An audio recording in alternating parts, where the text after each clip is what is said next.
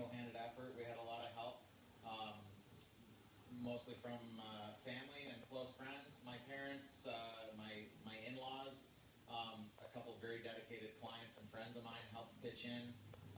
Laura Parasato, who works with me, and Yarko also lent their talents to the job.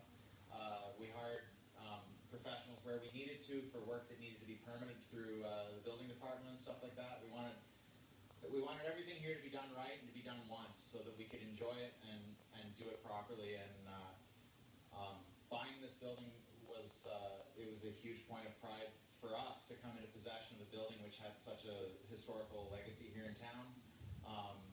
You know, being the birthplace of the Kincardine Scottish Pipe Band, that's something that's been a huge part of everybody's lives around here for decades. Yeah. And we wanted to make sure that we gave this building the love and care that it deserved, and wanted to kind of restore it to its place of pride in the downtown. Well, Lakeside downtown Kincardine is certainly very proud of the work that you've done. And you had some help from the Spruce the Bruce program, too. We did. They very generously contributed to our facade renovation, which was sorely in need. One of the beautiful things about this building is it's one of the last buildings downtown that still retains some of the original woodwork and decorative work. And that was something that we wanted to restore and bring back to its initial glory as well. And they've also contributed towards signage, which is not finished yet, but is going to be wrapped up very shortly in the early fall. And for our viewers not familiar, the Spruce the Bruce program is operated by the County of Bruce, Bruce County Planning Department, and it's a funding program available to downtown business property owners to do the kinds of improvements that Scott and his family have done to this building. So as you see more stores going through this process, in part it's because of the important contribution we get from Spruce the Bruce. That's right, and they put a toolkit together that'll be coming in soon, and they've done an amazing job, and you're already on track with all of it, with color schemes and ideas, and just to keep the downtown unified. And towns like Kincardine have such a wealth hidden in their downtown core of these old buildings, you know, which represent a very specific time in our province's development. You know, when towns like this were being built from the ground up, and it was a day when, you know, obviously trades and architecture and things like that were regarded with a lot more importance than it seems like they sometimes are these days. And you know, all these gems are sitting here, and in some cases they've been neglected and abused, and in some cases they've been, you know, covered over and buried, and they really need to be. And one example of that, we're going to go in and have a look, is the floor. Yes. Tell us about that discovery. Well, we were very interested when we bought the building in trying to.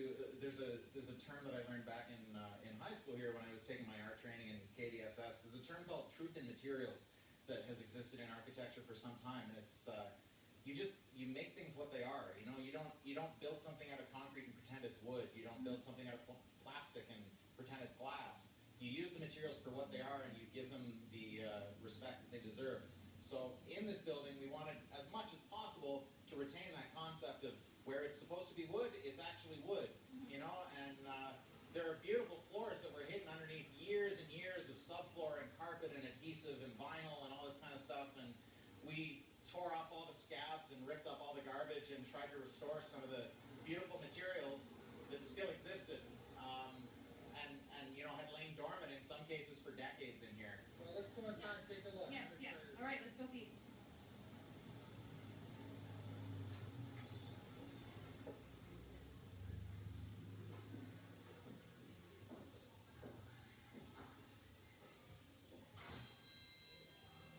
So everything here in the front third of the shop is the original hardwood plank flooring that has probably been here since this building was built. You can still see the old trap door over here in the middle of the floor. That was used back in the day when this was Caruso's Fruit Market to pop things down into the basement and bring them back up for the store. Another interesting tidbit about the way these buildings were built, and I don't know a lot about the historic origins of this building process, but it seems like a lot of the buildings on the street were built with slopes in the floor that are quite extreme from back to front. I've been told, I'm not sure about this, but I've been told that this was in the event of fire, that the water could actually be sluiced out the front of the building and into the streets. Oh, really? So this floor was over a foot out of level from back to front. And being that in my job we work in rolling office chairs most of the time, it was completely impractical to have that kind of a slant in the floor. Yeah. So so it necessitated us building a raised platform that we could level and true it up and have like a nice solid flat surface to work off of.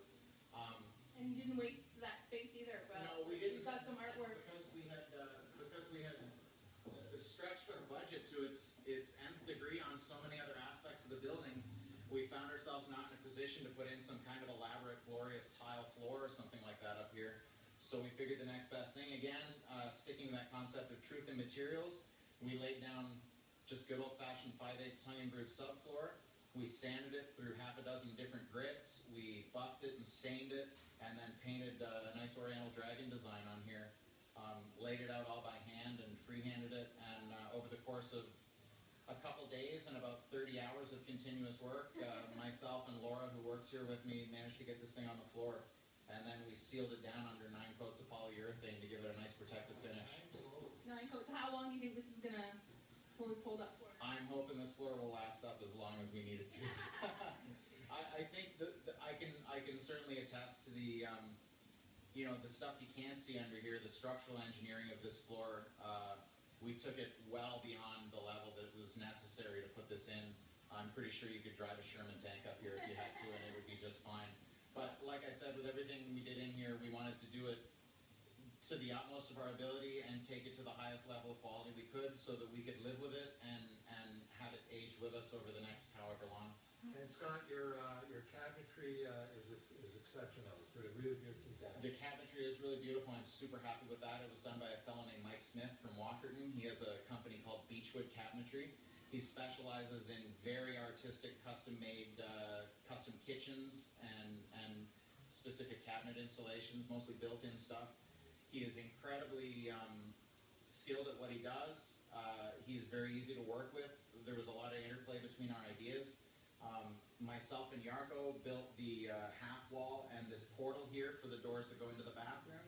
Okay. And we worked together with Mike Smith on materials acquisition and molding styles and things like that to make sure everything had a nice, solid, cohesive look so that it feels like it was all built at once. And with now all the work done, and knowing your previous location just up the street, and how cramped you probably were, you must be very happy with your new. We are very happy. The old shop afforded us all the room that we needed to work, and we were in there for over 10 years, and it was a great shop for us.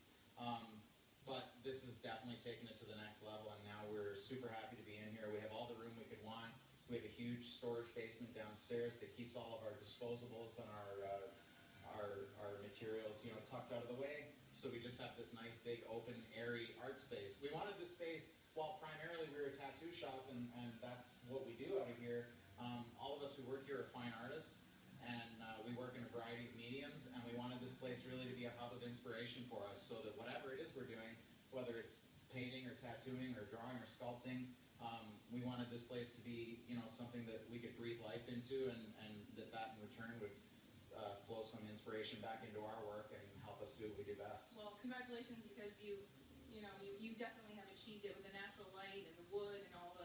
It's just absolutely gorgeous. Yeah, Lakeside Downtown Kincardine is really proud of Scott and the Sugar Shack too. So we appreciate the support very much. It means a lot to us. We work really, really hard on this building, not only for our own gain, obviously, but also we just felt this building deserved to be brought back to its proper state of glory, and we wanted to do something particularly for the downtown here, where living here in Kincardine most of my life, I have a very deep-rooted connection to this place, and I felt like I wanted to do what I could to help keep it beautiful. Great investment in our downtown.